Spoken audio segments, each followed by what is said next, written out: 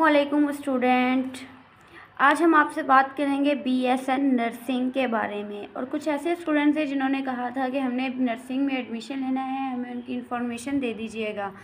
तो student nursing के admission start हो चुके हैं, जल्दी से जाएं अपने नज़दीकी किसी भी कॉलेज में जिसमें आप लोग एडमिशन लेना चाहते हैं। अगर आप सिंध में हैं तो आप अपने यूनिवर्सिटी में जाएं, पम्प्स में जाएं, या किसी भी यूनिवर्सिटी जो कि आपको आपके करीब हो, जिससे आपको फ़ायदा हो। जो यूनिवर्सिटी आपने पहले सोची हो उस यूनिवर्सिटी में जाएं और वहाँ पर अपने एडमिशन की मालूमात लें। एडमिशन हर जगह ओपन है, अपना फॉर्म लें और फिल करें। और उसके बाद आप अपने नर्सिंग का जो टेस्ट है, एंट्री टेस्ट है, उसकी प्रिपरेशन स्टार्ट करें।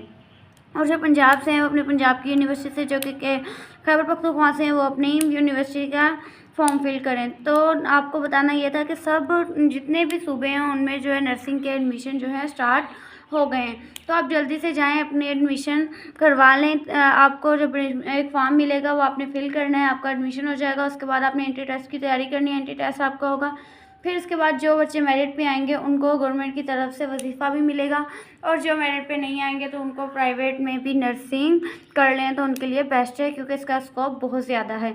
अब बढ़ते हैं हम लोग अपने आज के लेक्चर की तरफ कि एनटीएस जो बीएसएन नर्सिंग का एंट्री टेस्ट है उसका सिलेबस क्या है। तो सब्जेक्ट जो हैं वो फॉर बीएसएन एंट्री टेस्ट की प्रिपरेशन आज हम करेंगे। तो देखें, एमसीक्यूज़ जो होते हैं वो डिवीज़न होते हैं। फिज़िक्स जो के होते हैं 30, केमिस्ट्री के भी 30, और बायोलॉजी के भी 30, इंग्लिश के 10, और टोटल जो होते हैं 100 एमसीक्यूज़ होते हैं। ठीक है,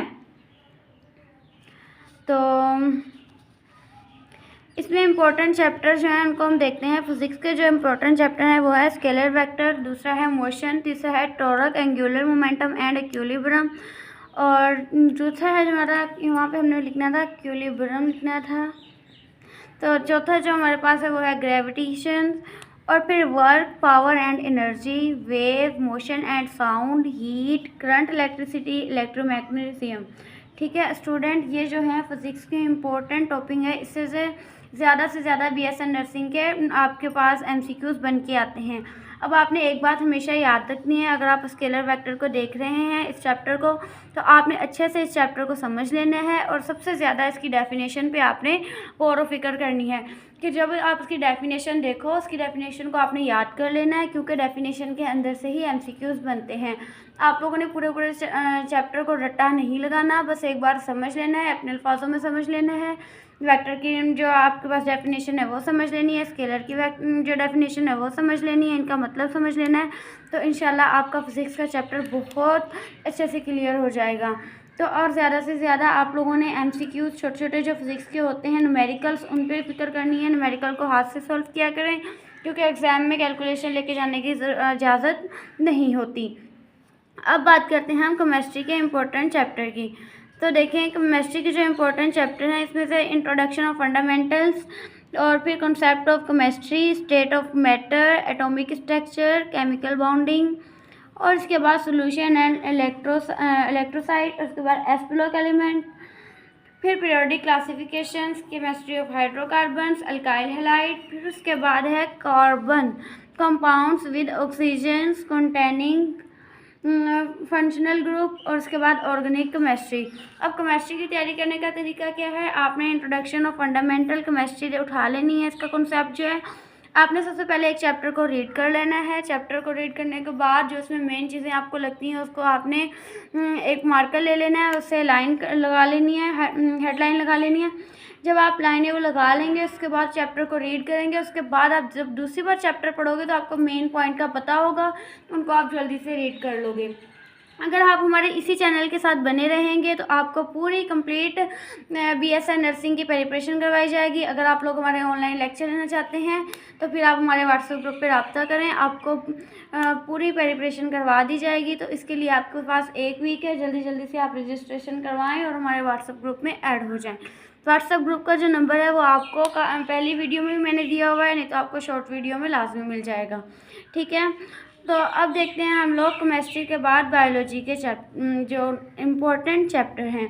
लेकिन केमिस्ट्री की एक बात ये भी याद रखें कि इसकी जो ज़्यादातर हमारे पास होती हैं डेरिवेशंस, उनका आपने ख्याल रखना है। और उसके अलावा जो कंसेप्ट आप लोग एक बार पढ़ो, उसे अच्छे तरीके से गौर व फिक्र करो कि उसके अंदर कौन सी ऐसी चीज़ें हैं जिससे MCQs बन सकते हैं। टॉपिक के अंदर से ही ज़्यादातर क्वेश्चन ऐसे होते हैं जो कि आपकी बिल्कुल सीधी सीधी लाइनें होती हैं, आपके सामने पड़ी हुई होती हैं, लेकिन हम लोग गौर नहीं करते, ठीक है। तो इसके अलावा पास्ट पेपर भी आपको मिल जाएंगे। आपको पास्ट पेपर चाहिए तो आप कमेंट में ज़रूर बताइएगा, मैं आपको पास्ट पेपर भी ज़रूर दूंगी। अब हम देखते हैं बायोलॉजी का इंपॉर्टेंट चैप्टर। इसमें बायोडाइवर्सिटी है, variety of life, biological molecule, enzyme, the cell, kingdom Plantae, kingdom Animalia, फिर इसके बाद एवोल्यूशन। एवोल्यूशन जो है ना, ये चैप्टर पे ज़्यादा करना है कि पिछली बार इसमें से बहुत ज़्यादा MCQs आए थे। ट्रांसपोर्टेशन, बायो एनर्जेटिक, रिप्रोडक्शन, ये भी चैप्टर बहुत ज़्यादा इम्पोर्टेंट सारे हैं, लेकिन इनमें से बार बार क्वेश्चन आते हैं। स्पॉट एंड मूवमेंट, इसमें स्पॉट एंड मूवमेंट तो आपको रट्टा लगाने की ज़रूरत है। आपको एक एक जॉइंट का नाम पूछ सकते हैं, फेस की कितनी बोन्स हैं ये पूछ सकते हैं, जो हमारी एक आर्म है इसकी बड़ी बोन कौन सी है ये पूछ सकते हैं, स्मॉल बोन कौन सी है ये पूछ सकते हैं, एयर, कान में कितनी हड्डियाँ होती हैं ये पूछ सकते हैं। इस चैप्टर को तो आपने बिल्कुल रट्टा लगाना है कि आपको भूलें नहीं, हमारे पूरे जिस्म में कितनी हड्डियाँ होती हैं। ऐसे क्वेश्चन बहुत ज़्यादा स्टूडेंट्स बनते हैं। तो फिर क्रोमोसोम एंड DNA, ये भी आपने लाजमी करना है। क्रोमोसोम और DNA पे बहुत ज़्यादा क्वेश्चन बनते हैं। ये जो है हमारे बायोलॉजी के कुछ इंपॉर्टेंट चैप्टर हैं। अब आपको मैं बताती चलूँ, अगर आप बायोडाइवर्सिटी, वैरायटी ऑफ लाइफ के चैप्टर को कवर कर रहे हो, साथ साथ में आपको चैप्टर को कवर करने का तरीका भी बताती जा रही हूँ। एक दिन में ही आप लोग चैप्टर को कवर कर सकते हैं। अगर आपको मैंने कहा कि अगर आप मेरे लेक्चर लेना चाहते हैं तो आप जल्दी से आएँ व्हाट्सएप पे, तो अपनी रजिस्ट्रेशन करवाएं और सारे लेक्चर उठा लें। तो बायोडाइवर्सिटी को आपने सबसे पहले रीड करना है, फिर उसके जो पॉइंट होंगे उनको आपने एक पेन से ले लेने हैं, पेन से आपने लाइनें लगा लेनी है उसके ऊपर। जो वो दूसरी बार आपने क्या करना है, जो लाइनें लगाई हैं सिर्फ वही पॉइंट को रीड करना है। एक चैप्टर को पहले पढ़ लो, फिर 2-3 बार उनको रिवाइज कर लो, तो वो आपका चैप्टर एग्ज़ाम तक हिलेगा भी नहीं, आपके दिमाग के अंदर बैठ जाएगा।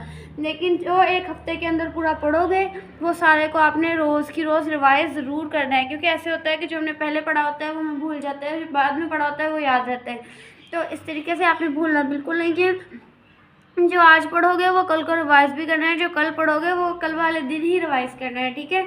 इस तरीके से आपकी तैयारी बहुत अच्छी होगी। उम्मीद करती हूँ आपको मेरी सारी बातें समझ में आई होंगी। तो थैंक यू फॉर वॉचिंग, मिलते हैं न्यू वीडियो में, तब तक के लिए अल्लाह हाफिज़।